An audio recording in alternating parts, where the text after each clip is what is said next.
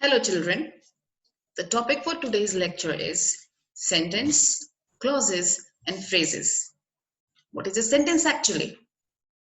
A sentence is a set of words that is complete in itself, typically containing a subject and the predicate. Predicate also contains verb, conveying a statement, question, exclamation or command, and consisting of main clause or sometimes one or more subordinate clauses. Some other features of a sentence. A sentence has at least one subject, at least one predicate, which means a verb, and expresses a complete thought. A sentence also begins with a capital letter. This is must to remember. A sentence always begins with the capital letter. A sentence always ends with a period. Period means a full stop, a question mark, or an exclamation mark. Some examples of a complete sentences. I ate dinner. We had a 3-course meal. Brad came to dinner with us. He loves fish tacos. In the end, we all felt like we ate too much. Last sentence, we all agreed that it was a magnificent evening. All these group of words are complete sentences because they are conveying complete meaning. They have their own subjects like I, we, Brad, he. Here they have their own verbs like ate, had, came, loves, etc. That is why they are complete sentences. The next part is a phrase. What is a phrase actually? A group of 2 or more grammatically linked words that do not have subject and predicate is a phrase, which means a phrase will never have a subject and the verb. Example, excellent idea, great job. As you can see here, you don't have a subject and a verb. That is why such group of words are termed as phrases. Few examples of a phrase. As you can see in these given examples, there are a few words which are underlined.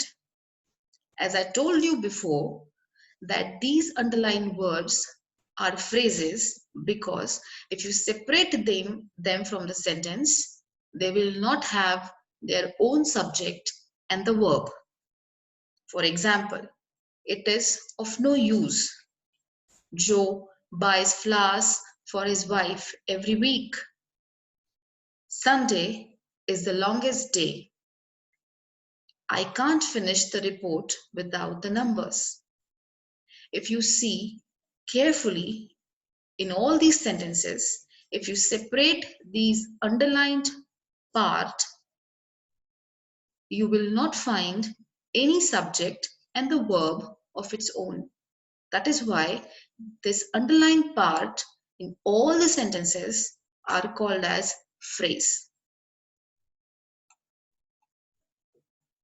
The next topic for the lecture is a clause.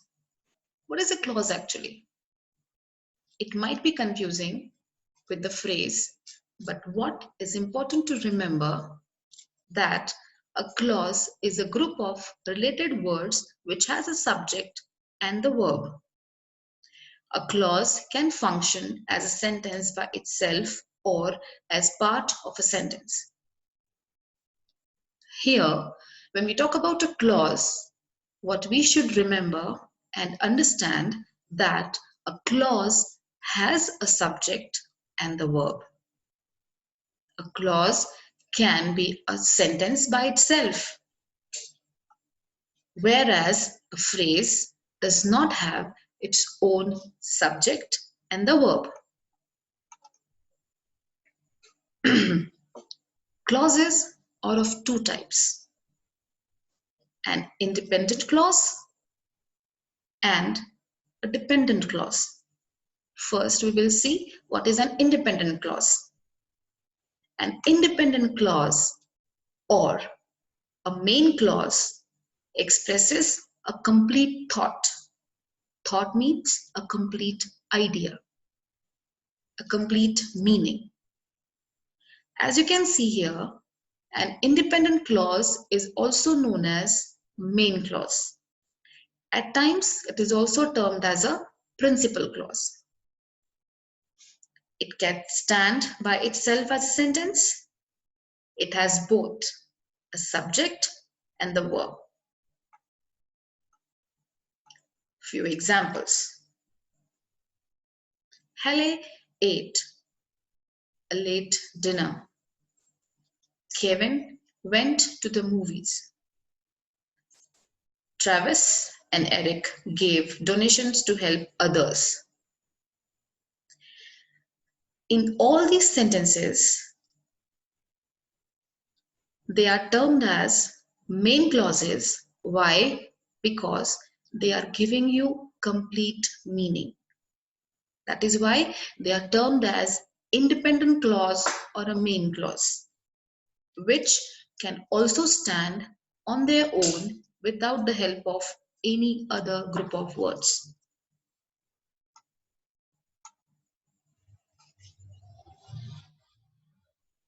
Second is subordinate clause. You must remember that we are studying types of clauses. First, we have seen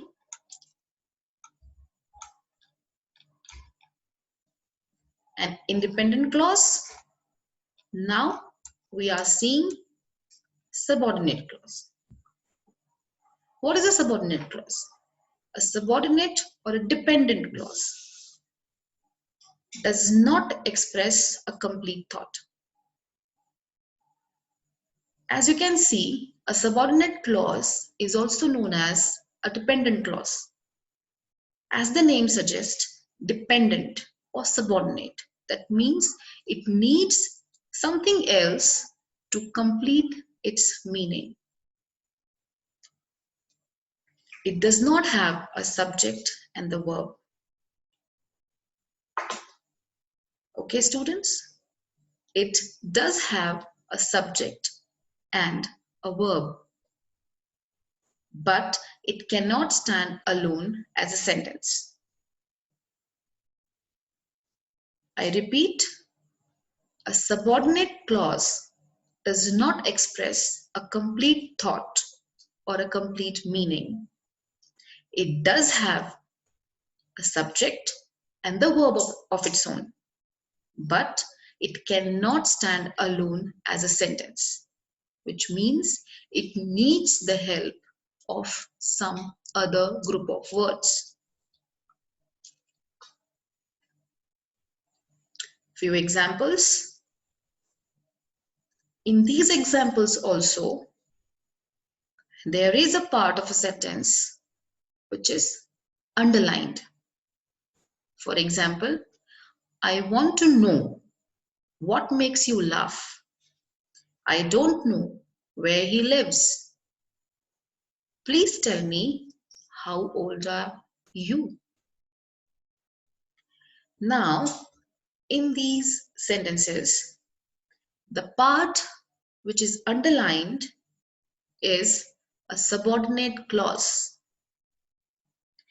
because when you read them separately, for example, what makes you laugh, where he lives, how old you are, why Tom is absent, it gives certain meaning, but not the complete meaning.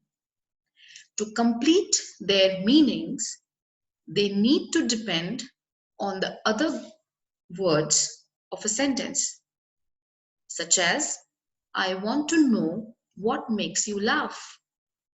I don't know where he lives. Please tell me how old you are.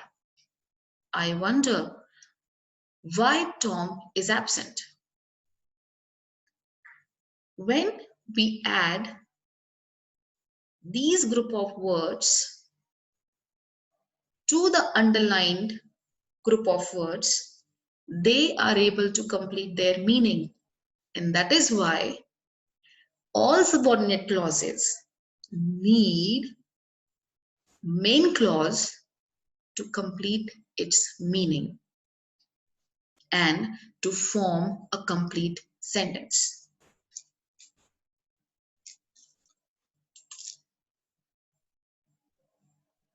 Here are few subordinate clauses with made by using these given words. Because I believe you, I shall help you. I did it because I wanted to. Since you are so clever, you will be able to explain this. Since you swear to me, I will employ you. I am glad that you like it. He was very pleased that you have passed. As he was not there, I spoke to his brother.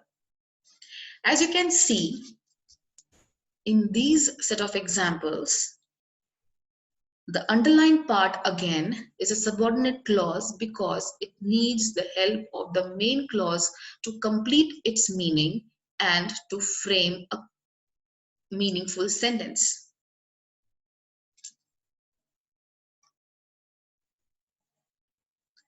I will read out few more. Let's talk about this one, the second one. The student who wrote this story did not put her name on it. Here, who wrote this story is a clause, a subordinate clause, because it needs the help of these other words to complete its meaning. And what are those words? The student did not put her name on it. These are group of words which will help this underlined part to complete its meaning. That is why the underlined part in this sentence is a subordinate clause and the rest is the main clause.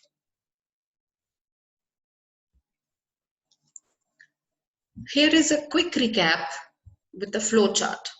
What is an independent clause and what is a dependent clause?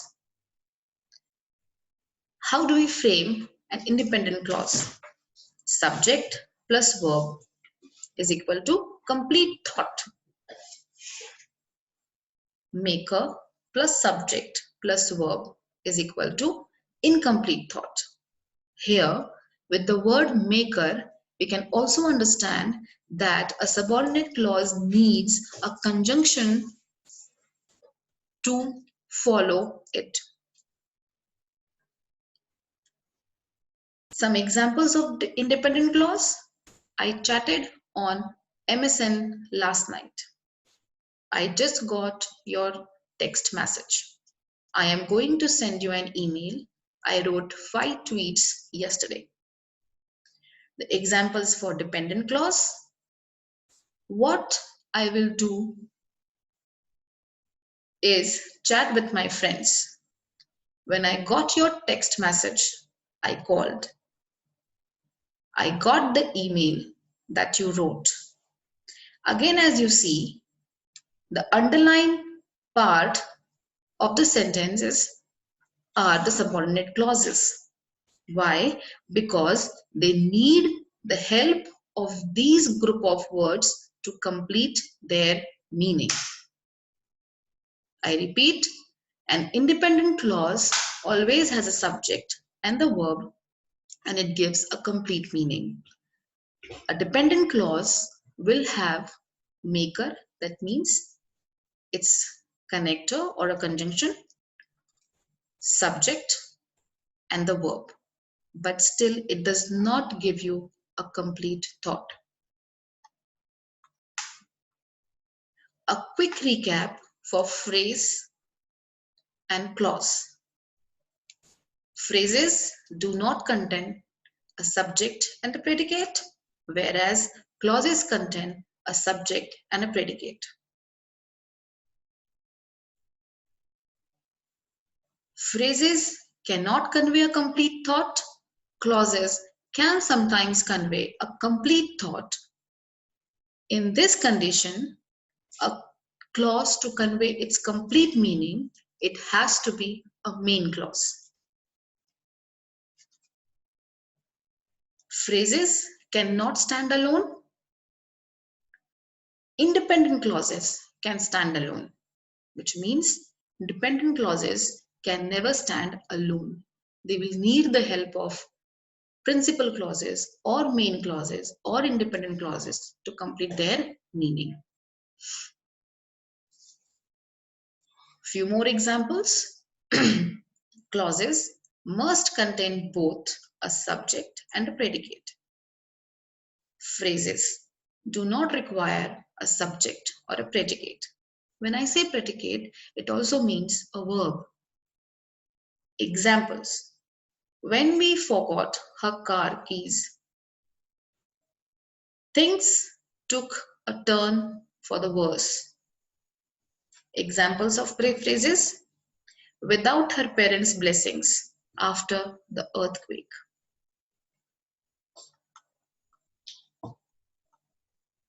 A quick recap for a sentence. A sentence is a group of words that makes a complete idea, which means it gives a complete sense. Sentences are made of three parts: subject, verb, and the predicate. Which means a sentence will always give you a complete meaning. Thank you.